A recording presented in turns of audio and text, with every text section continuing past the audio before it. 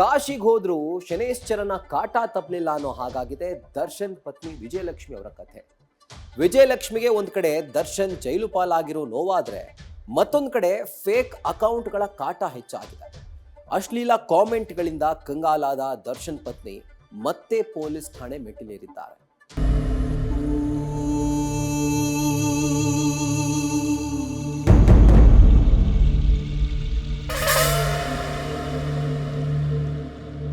ದರ್ಶನ್ ಪತ್ನಿ ವಿಜಯಲಕ್ಷ್ಮಿಗೆ ಅಶ್ಲೀಲ ಕಾಮೆಂಟ್ ಕಾಟ.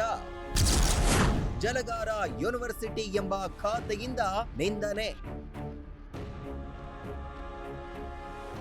ಚಿತ್ರದುರ್ಗದ ರೇಣುಕಾಸ್ವಾಮಿ ಕೊಲೆ ಆರೋಪದ ಅಡಿ ಜೈಲು ಸೇರಿರೋ ಚಿತ್ರನಟ ದರ್ಶನ್ಗೆ ಸದ್ಯ ಜೈಲೇ ಜಗತ್ತಾಗಿದೆ. ಈ ಮಧ್ಯೆ ದರ್ಶನ್ ಇಲ್ಲದ ಜಗತ್ತಿನಲ್ಲಿ ಏಕಾಂಗಿಯಾಗಿರೋ ಪತ್ನಿ ವಿಜಯಲಕ್ಷ್ಮಿಗೆ ಫೇಕ್ ಅಕೌಂಟ್ಗಳ ಕಾಟ ಹೆಚ್ಚಾಗ್ತಾ ಇದೆ.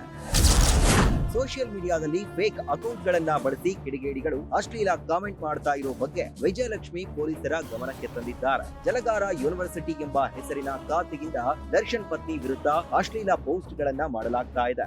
ವಿಜಯಲಕ್ಷ್ಮಿ ಸಿನಿಮಾ ವೀಕ್ಷಣೆಗೆ ನಟ ಧನ್ವೀರ್ ಜೊತೆ ಕಾರಲ್ಲಿ ತೆರಳಿದ್ದ ದೃಶ್ಯಗಳನ್ನ ಕೆಟ್ಟದಾಗಿ ಬಿಂಬಿಸಲಾಗ್ತಾ ಇದೆ. ಅಲ್ಲದೆ ದೂರು ನೀಡದಂತೆ ಸಹ ಪರೋಕ್ಷವಾಗಿ ಒತ್ತಡ ಹಾಕಿದ ಆರೋಪ ಸಹ ಕೇಳಿ ಬಂದಿದೆ.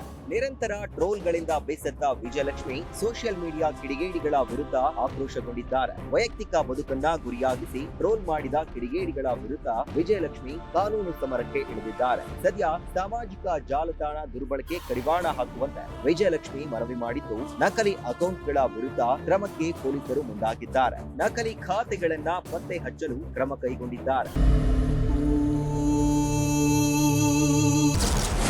ಈ ಗ್ಯಾಂಗ್ನ 5 ಆರೋಪಿಗಳಿಗೆ ಬಿಗ್ ರಿಲೀಫ್.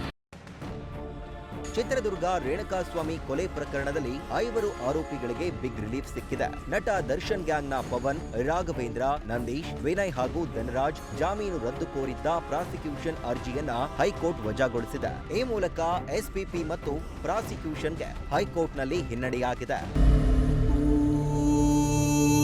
ನಕಲಿ ಅಕೌಂಟ್ಗಳ ವಿರುದ್ಧ ವಿಜಯಲಕ್ಷ್ಮಿ ಪೊಲೀಸರ ಮೊರೆ ಹೋಗಿರೋದು ಕೆಲ ನಕಲಿ ಗಿರಾಕಿಗಳಿಗೆ ಡವಡವ ಶುರುವಾಗಿದೆ. ನಕಲಿ ಅಕೌಂಟ್ಗಳ ಅಸಲಿಯತ್ತನ್ನ ಪತ್ತೆ ಹಚ್ಚಿ ಪೊಲೀಸರು ಕಾನೂನಿನ ಬಿಸಿ ಮುಟ್ಟಿಸ್ತಾರಾ ಕಾದು ನೋಡಬೇಕಾಗಿದೆ. Chandrashekar, crime bureau, News First. News First ನಿರ್ಭೀತಿಯಿಂದ ನಿಮ್ಮ ಪರವಾಗಿ.